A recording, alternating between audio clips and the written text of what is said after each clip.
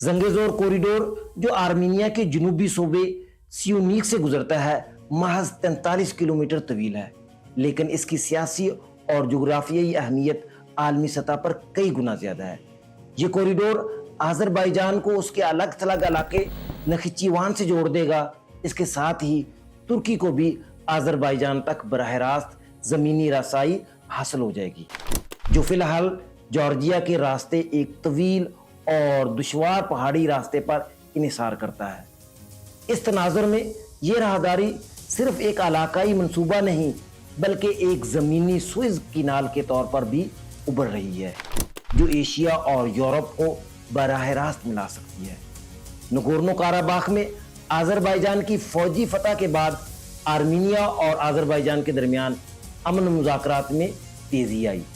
پہلے بائیڈن اور پھر ٹرمپ نے ثالثی کا کردار ادا کیا۔ مارچ 2025 میں امن معاہدے کے مسودے پر کچھ پیش رفت ضرور ہوئی، مگر اہم نکات حل طلب رہے۔ اسی خلا کو پر کرنے کے لیے وائٹ ہاؤس نے Trump Route for International Peace and Prosperity کے نام سے منصوبہ پیش کیا۔ طے پایا کہ زنگیزور کوریڈور کو ٹرمپ کے نام سے منسوب کر دیا جائے اور اسے اب زنگیزور کوریڈور کی بجائے ٹرمپ روٹ کہا جائے گا۔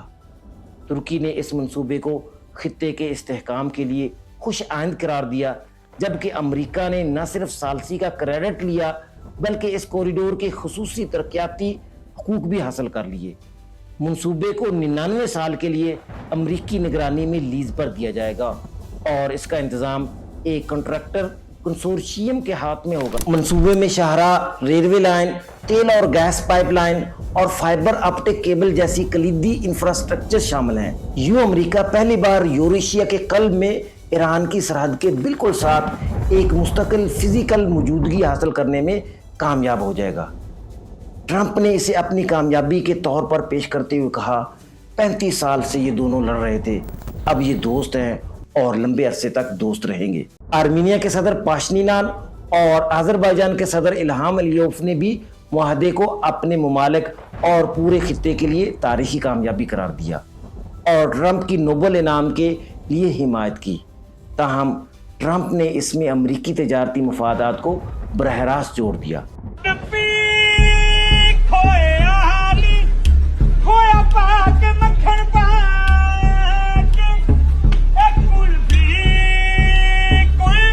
ان کا استدلال ہے کہ جب امریکہ کسی جگہ سرمایہ کاری کرتا ہے تو یہ سیکیورٹی کی ضمانت ہوتا ہے اور فریقین معاہدے کی پاسداری پر مجبور رہتے ہیں۔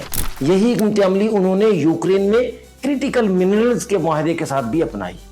اس طرز عمل کو ایک نئی قسم کی ڈپلومیسی کہا جا رہا ہے، رینٹ سیکنگ، یعنی امن کو تجارتی ڈھانچے اور زمین کے کنٹرول کے ساتھ باندھ دینا۔ ایران نے ٹرمپ روٹ کے منصوبے پر سخت رد عمل دیا ہے۔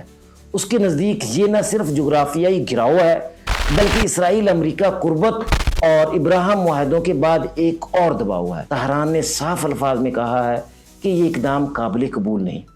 دوسری جانب روس، جو یوکرین جنگ میں الجھا ہوا ہے، اس بار امریکی پیش قدمی کو مؤثر انداز میں روکنے سے قاصر رہا۔